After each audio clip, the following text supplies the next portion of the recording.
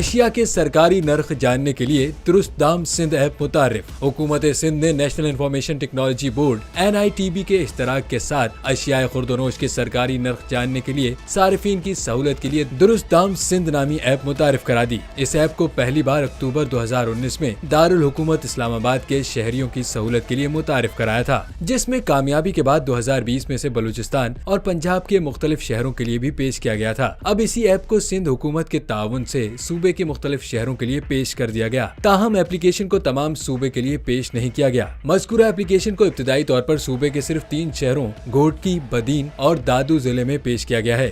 درست دام سندھ ایپلیکیشن میں شہری یومیہ بنیادوں پر اشیاء خورد و نوش کے سرکاری نرخ معلوم کر سکیں گے اور اسی ایپ پر زیادہ دام پر چیزوں کو فروخت کرنے والے دکانداروں کی شکایت بھی درج کروا سکیں گے۔ حکومت کا دعویٰ ہے کہ ایپلیکیشن پر شکایات درج کرنے والے افراد کی شناخت خفیہ رکھی جائے گی۔